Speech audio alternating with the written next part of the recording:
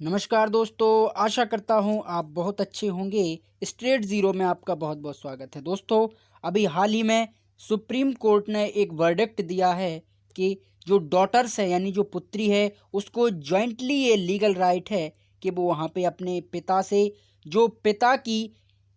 एनसेंट्रल property है उसको भी वो ले सकती है या उस पर भी उसका उतना ही अधिकार है जितना कि पुत्र का। अब इसके पहले मैं आपको बता दूं कि हिंदू सक्सेशन लॉ जो कि 1956 में इंडिया में आया, उसमें इस चीज़ को जरूरली एक मेंशन किया गया कि जो पुत्री है, पुत्री का अधिकार एनसेंट्रल प्रॉपर्टी पर बेसिकली नहीं होगा और जो प्रॉपर्टी एक्वायर की है पिता ने उस पर यहाँ पे हो सकता है। यानी जो पुश्तैनी ज़मीन है उस पर नहीं होगा और जो एक्वायर की है उसमें पिताजी ने या माताजी ने मेहनत करके अपनी जीवन में कमाई है उस पर पुत्री का अधिकार होगा। तो हिंदू सक्सेशन एक्ट 2005 में फिर से अमेंडमेंट करके और 11/8/2020 को सुप्रीम कोर्ट ने फिर से एक नया अमेंडमेंट किया और इसमें स्पष्टली क्लियर किया कि once a daughter always a daughter, यानी जो पुत्री होती है वो ऑलवेज पुत्री होती है और जो पुत्र होता है वो शादी के बाद पुत्र नहीं रहता है। यानी सुप्रीम कोर्ट का ये मानना है कि पुत्रियों को कहीं ना कहीं उनके भूमि अधिग्रहण से, हिंदू सक्सेशन एक्ट से उनको वंचित रखा जाता है, उनको वो प्रॉपर्टी, उनको वो राइट्स इक्वली नहीं मिल पाते, जिसके कारण काफ़ी यहाँ पे प्रॉब्लम्स देखी गई हैं और इसी से संबंधित काफ़ी इंडिया में केस आए हुए हैं। तो इससे पहले हम देखते हैं कि हिंदू सक्सेशन लॉ में एक्चुअली किन किन बातों को मेंशन यहाँ पे किया गया। तो मैं आपको बता दूं कि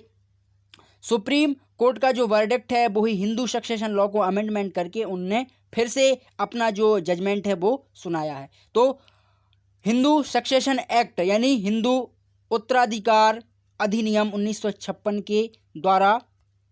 कुछ इसमें ऑनरशिप के बारे में बताया गया है। यानी इसमें कहा गया है कि जो फीमेल्स हैं वो जेंटरली यहाँ पे ऑनरशिप होंगी ऑल प्रॉपर्टी एक्वायर, यानी जो पिता ने एक्वायर की है प्रॉपर्टी उसके लिए, लेकिन नॉट एसेंट्रल प्रॉपर्टी, यानी जो पिता की पुश्तैनी ज़मीन है या पुश्तैनी जायदाद है उसमें पुत्री का यहाँ पे अधिकार नहीं होगा। इसको एक मेंशन किया गया है। अब चूंकि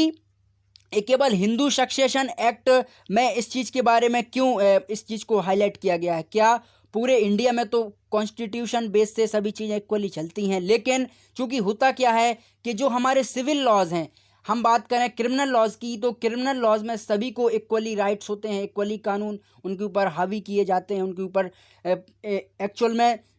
उनको प्रत्यारोपित हर व्यक्ति के ऊपर किया जाता है जो राइट्स हैं फॉर क्रिमिनल। लेकिन सिविल लॉज में अगर आप मुस्लिम का देखते हैं तो मुस्लिम के कुछ पर्सनल लॉ होते हैं और हिंदू के भी उस हिसाब से बहुत सारे पर्सनल लॉ होते हैं जिनके हिसाब से वो अपने अपने वर्डिक्ट, अपने अपने निर्णय खुद से यहाँ पे ले सकते हैं। उसी को ध्यान में रखते हुए हिंदू सक्सेशन लॉ भी यहाँ पे इंट्रोड्यूस हुआ। हिंदू सक्सेशन लॉ में एक चलता है लिबरल आइडियाज़, जिसे हम कहते हैं फॉर ट्रेडिशनल मिताक्षरा लॉ। इस ट्रेडिशनल मिताक्षरा लॉ के अकॉर्डिंग जो सभी प्रकार की जो बेनिफिशियली हैं, यानी हम कह सकते हैं कि इस मिताक्षरा लॉ के अकॉर्डिंग केवल जो डॉटर है वो पिता की पुश्तैनी ज़मीन नहीं ले सकती, एक्वायर ज़मीन को यहाँ पे हासिल कर सकती है, बेसिकली इसमें बताया गया है। लेकिन इसी को अमेंड करते हुए 2005 में सुप्रीम कोर्ट ने फिर से एक नया जजमेंट दिया और उस जजमेंट में कहा कि daughter as a equal share in equal property, यानी जो डॉटर है वो इक्वल अपनी प्रॉपर्टी अपने पिता से ले सकती है, चाहे वो पेरेंटल हो या फिर वो फॉर जो उनकी पुश्तैनी ज़मीन हो, चाहे वो एक्वेटर ज़मीन हो। लेकिन उसके बाद इसी सक्सेशन लॉ को आगे बढ़ाते हुए सुप्रीम कोर्ट ने कहा कि एनसेंट्रल प्रॉपर्टी जो है वो daughter have a share in any virtue of the birth, यानी जो डॉटर अगर अपने बर्थ के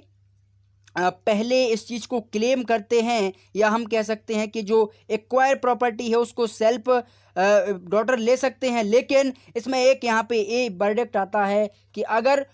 कोई डॉटर जिसकी मैरिज हो जाती है 2005 के पहले, तो फिर वो अपने पिता की उस ज़मीन पर उसका अधिकार वहाँ से हट जाता है। तो इसी को रिकमेंड करके या इसी को अमेंड करके सुप्रीम कोर्ट ने फिर से नया जो जजमेंट सुनाया है, उसमें सुप्रीम कोर्ट ने स्पष्टली कहा है कि अगर कोई वुमेन जिसकी मैरिड आज से 40 साल पहले भी हो चुकी है और उस 40 साल पहले हिंदू सक्सेशन लॉ 2005 में ना तो कोई अमेंडमेंट बाद में हुआ है, ना कोई वस्तु या कोई ना कोई उसमें चीज़ ऐड की गई है, और सक्सेशन लॉ 1956 को वहाँ पे फॉलो किया जा रहा है, तो वो महिला भी अब इस अमेंडमेंट के द्वारा अपने पिता से अपनी जायदाद, अपने जो अधिकार हैं वो वहाँ पे मांग सकती है और उसके लिए वो क्लेम भी यहाँ पे कर सकते हैं। मैं इसको थोड़ा सा और आपके लिए सिंप्लीफाई करके बताता हूँ कि किस तरीके से यहाँ पे वर्क करेगा। Suppose that Hindu succession law 1956 और हिंदू सक्सेशन लॉ 2005 जो कि एक अमेंड है उसका, जो कि 9 सितंबर 2005 को यहाँ में इसमें अमेंड किया गया। तो 1956 के अकॉर्डिंग ये वर्डिक्ट था कि जो फादर की अगर प्रॉपर्टी है, चाहे वो पुश्तैनी ज़मीन हो या फिर वो एक्वायर्ड की गई हो, यानी फादर ने अपने जीवन काल में किसी नौकरी के माध्यम से या किसी व्यक्ति से अपने खुद सेल्फ की मेहनत करके ली है या किसी से वो किसी न किसी तरह से अपने जीवन में उसे हासिल किया है, ना ही अपने पिता से ना अपने दादा से। नहीं, पुश्तैनी का अर्थ होता है जो कि एक पिता या दादा से या अपने परदादा से जो ज़मीन पिता से पुत्र, पुत्र को फिर अपने जो उसके पुत्र के पुत्र होंगे उसको वहाँ पे प्रोवाइड की जाती है, उसको कहते हैं हम पुश्तैनी ज़मीन। और एक्वायर्ड यानी कोई पिता अपनी मेहनत करके या अपने जीवन काल में कुछ उपलब्धि हासिल करके वो कमाता है, उसको कहते हैं हम एक्वायर्ड। तो फादर की प्रॉपर्टी में 1956 में ये था कि अगर यानी किसी के पास फॉर दैट कि हम कह सकते हैं कि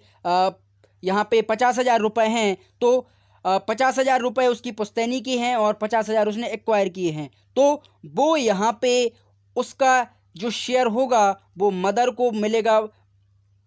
फॉर दैट कि 1/2 और उसके पुत्र को या उसकी जो पत्नी होगी उस पत्नी को 1/2 मिलेगा, 1/2 और उसकी पुत्री होगी उसको मिलेगा 1/3, यानी पुत्री को तीसरा हिस्सा यहाँ पे दिया जाएगा। यानी 50,000 में दूसरा हिस्सा दिया जाएगा फॉर पुत्र को, तीसरा हिस्सा दिया जाएगा उसकी बेटी को, यानी बेटी को दिया जाएगा फॉर कि 41.667 और उसके जो सन हैं यानी जो पुत्र है, पुत्र को दिया जाएगा 25,000 प्लस 16,000। तो यहाँ पे हम कह सकते हैं कि पुत्र को 41,667 रुपये यहाँ पे दिए जाएंगे। इस तरीके की जो मेंशन है, जो क्वालिटी हैं इसमें ऐड की हुई हैं, और उसी का बेस यहाँ पे डॉटर को रखा गया 1/3, यानी डॉटर को उसका मिलेगा 16,000 रुपये। यहाँ पे हम एक चीज़ निकाल सकते हैं कि सन को मिलेगा उस 50,000 में से 41,000 रुपये और डॉटर को मिलेगा 16,000 रुपये। लेकिन 2005 में अमेंडमेंट करने के बाद पिता की 50,000 की प्रॉपर्टी में मदर का जो थर्ड हिस्सा यानी हम कह सकते हैं तीसरा हिस्सा उसकी मदर को दिया जाएगा और तीसरा हिस्सा उसके पुत्र को दिया जाएगा और उसी प्रकार तीसरा हिस्सा दिया जाएगा उसकी डॉटर को। लेकिन इसमें अब जो फिर से नया अमेंडमेंट हुआ है 2005 के, फिर से अमेंडमेंट में ही संशोधन करते हुए सुप्रीम कोर्ट ने कहा है कि जो पुश्तैनी ज़मीन है